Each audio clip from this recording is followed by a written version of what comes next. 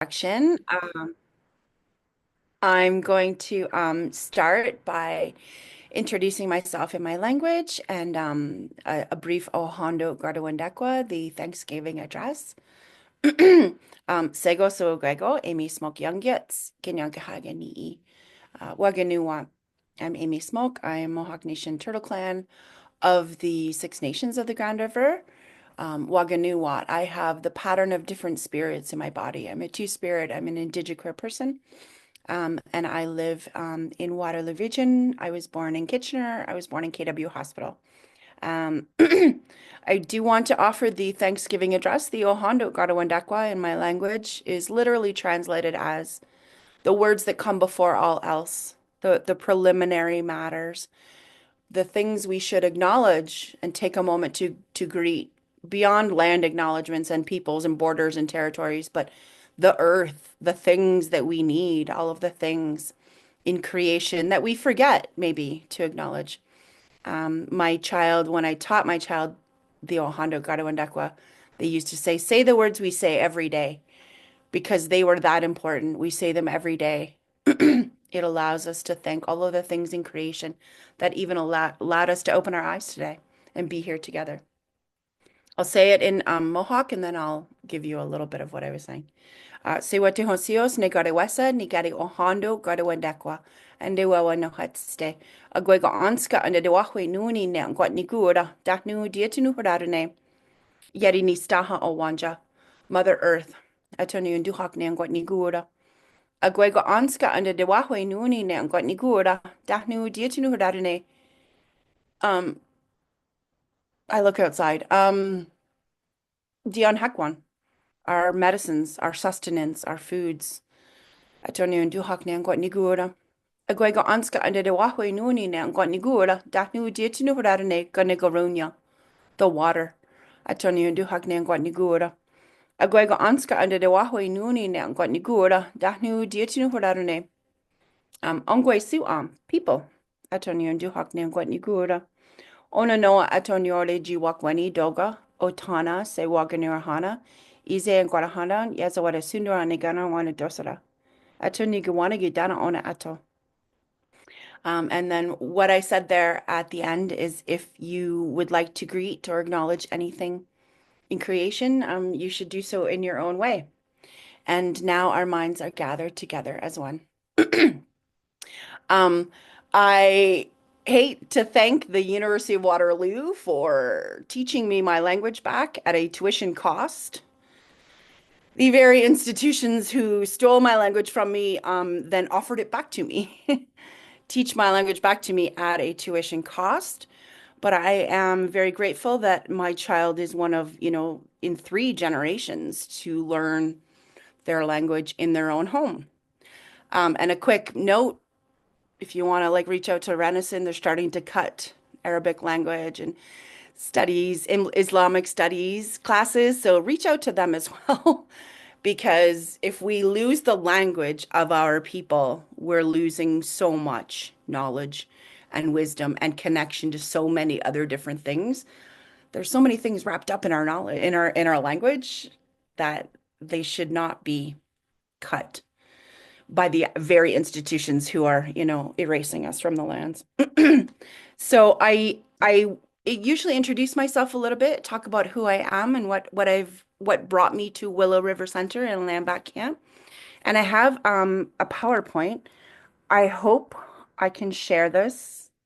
Is everybody seeing the PowerPoint? Yay! It's a very quick little PowerPoint on Landback Camp and Willow River Center. So I introduced myself. Bangishimo, they are my partner in crime, my co-conspirator, co-accomplice. They are originally from Couchiching First Nation and settled in Winnipeg for quite some time, settled in London for quite some time. They've been in southwestern Ontario for over a decade, in Kitchener-Waterloo in particular for about 15 years, I believe. And we share a similar background and history in that our parent and grandparents are survivors of the residential school system. We struggled with our identity as Indigenous brown people and queer people as well. Both Bengi Shimo and I didn't really know that brown people existed that were queer. We didn't understand. We had no like role models to to to guide us along.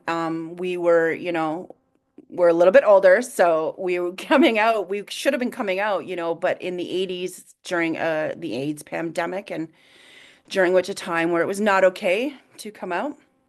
And Bangishmo in particular is from, res born and in a town that would not have enveloped and embraced that as much as maybe mine. But I'm a product of Waterloo region. I went to one elementary school. I didn't see anybody that looked like me. I went to one high school. I went to Eastwood. And then I tried to go to Preston. I attempted post-secondary. You go to college after high school, even though I didn't graduate. I saw nobody that looked like me. I struggled with my identity. Didn't graduate high school. Like I said, I went as a mature student because that's what you do after high school. And found myself at a healing lodge for First Nations, Métis, and Indigenous people only. And this is where I was introduced to my culture. My mom left Six Nations when she married my father and raised us here. My father's non-Indigenous, so she raised us here with my father in Kitchener, very much outside of our culture. My dad did not introduce me to anything of his culture. He is Scottish. His family comes from Aberdeen area. I watch a lot of Outlander. I don't, that's like my homework.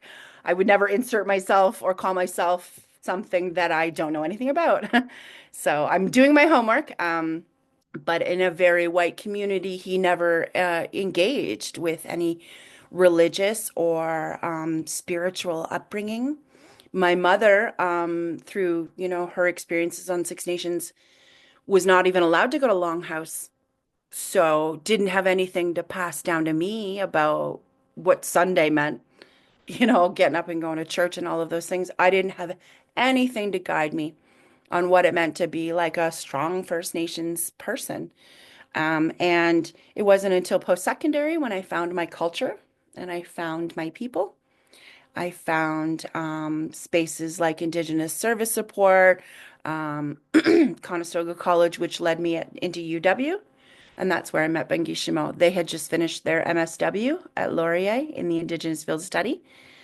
And during that time, we sort of traded our jobs back and forth.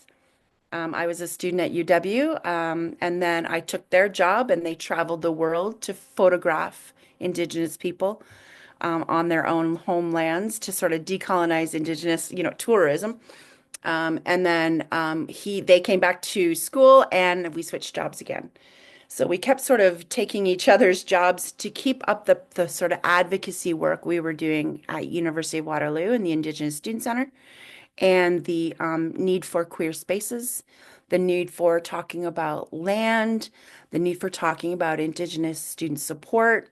I know that I was one of the first people to walk across the stage in my regalia at the University of Waterloo. I didn't ask anybody if I was allowed to do that. I assumed that the University of Waterloo gave me the education and knowledge and self-awareness to graduate as authentically as myself, and therefore thought when the email came back and said, there's no written dress code policy, but if you'd like to participate in the ceremony wholly, you'll dress appropriately.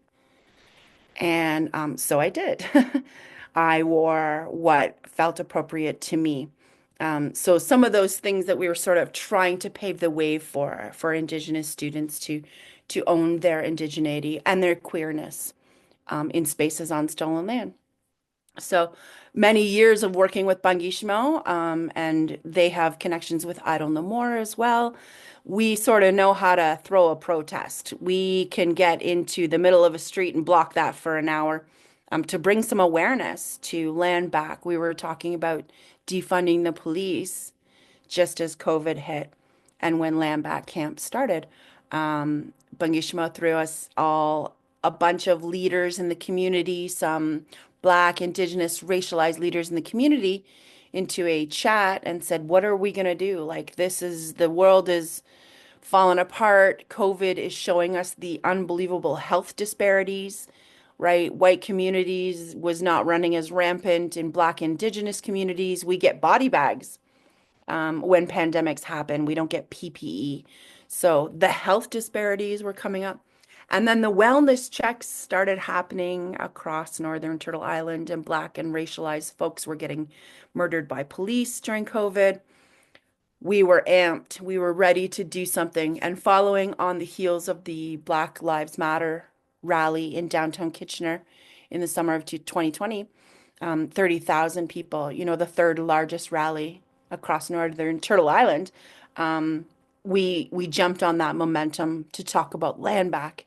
And the ultimate solution to some of these things can be land back. Defunding the police in particular, we're very abolitionist space. We got a TP, and on June 21st, 2020, woke up in Willow River Park, aka Victoria Park. In particular, the back of the park. In this picture, you can see Bungishimo and I are near the back of the park. This was a space historically seen as unsafe for Black racialized people and queer people. Kitchener, Waterloo had a history of gay bashing as a pastime here as I was growing up in Victoria Park. And in the back of the park, queer people have had to meet to be safe, to date to be safe in spaces such as these where we're left open to violence. So we deliberately put ourselves and our bodies on the lands right here. And 2, 3 days later, youth started showing up with tents under their arms and backpacks on their back and said, hey, how do we join? How do we become a part of this? What do we do? You can see in the second picture, this is a different location, but we set up a teepee, we planted a garden, we didn't ask anybody, as is our right to be on our own lands. And we came up with the 4 petition demands. Land back. We want to be hired in all spaces, in all levels of your governments, in your city halls. We want advisory circles, so that elders can continue to guide you on what you think is reconciliation. And we want space. We want you to start giving the land back, build us a sacred space. We don't have a church. We don't have a mosque or a temple or a community center even in Waterloo region. We're probably one of the only cities that doesn't for Indigenous people. We need to be on the land. We need to be with a fire near water on the land. So we worked on a film during that time.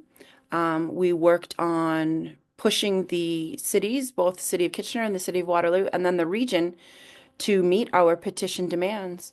We spent 188 days on the land in 3 different locations, and that led to Willow River Center.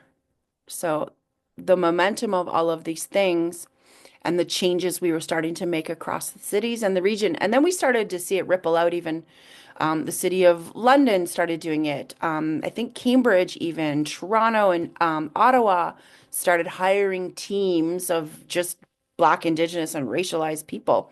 Also for accessibility, for anti-Black racism. There were positions created now in cities across southwestern Ontario. We're really excited about this work. Someone came to us with funding opportunities and said, hey, would you like to make this, a more permanent thing? We happen to know someone who knew of the space at 243 King Street East. And we're celebrating just over a year now. We have opened the very first Two-Spirit Indigenous Queer-led organization in Waterloo region. We do work with other amazing groups like PYM.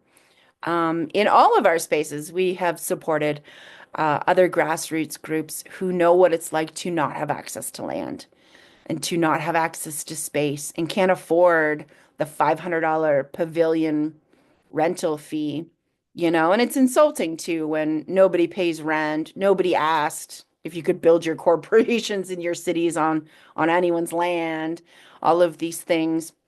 So we work with a lot of grassroots organizations in this space now to rent them the space.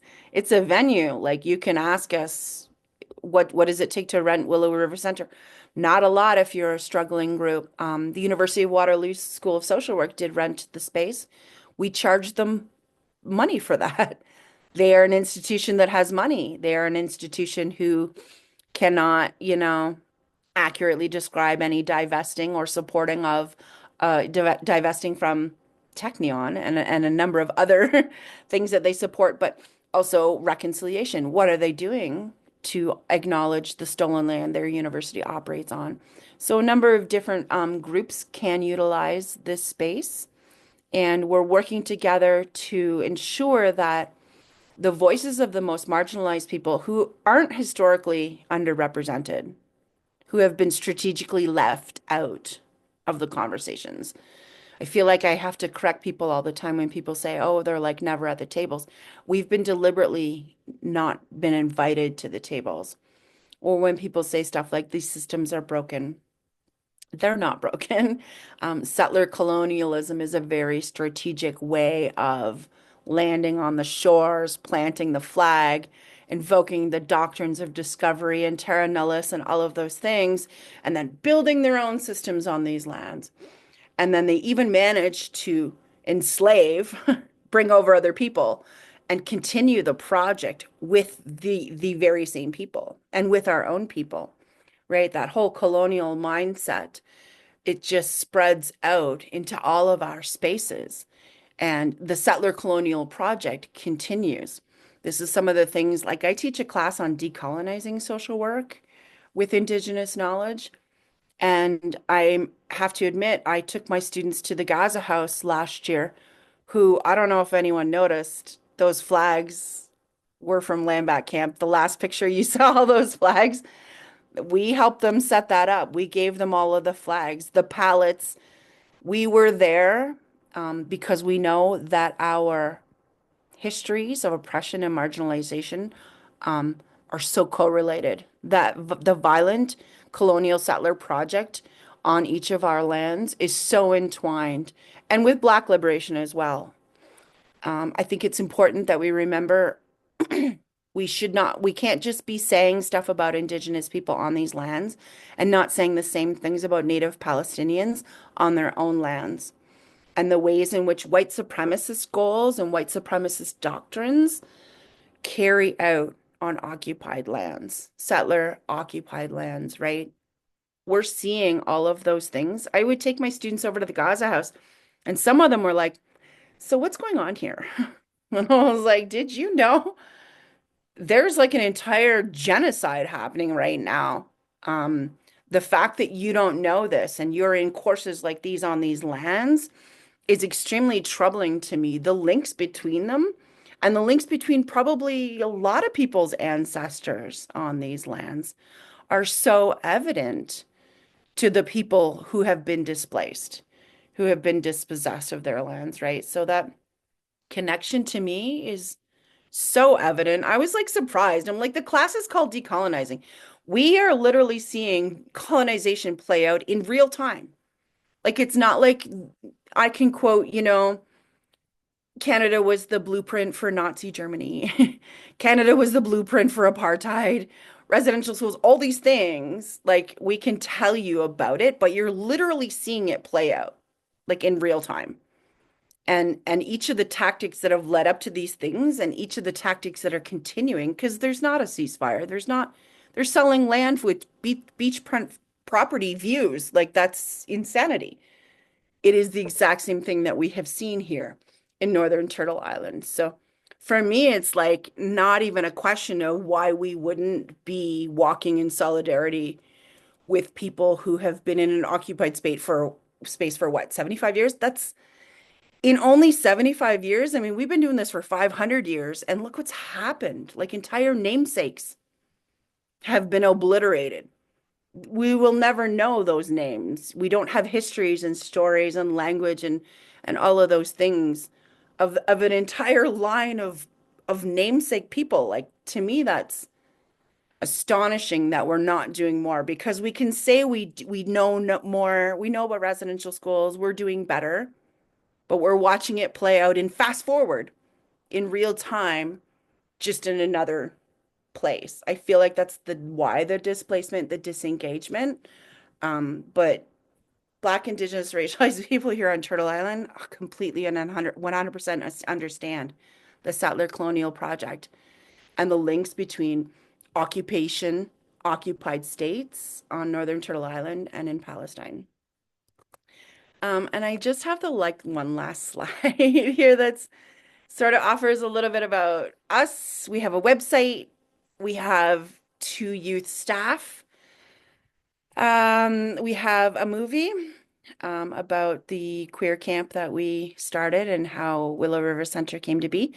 We also advocate for the return of the land at Charles Street, the Charles Street Terminal Project advocacy group. So we made a film about that as well, in trying to keep the land as a civic space, a community-based space, and particularly for the demographic of folks who need services in downtown region.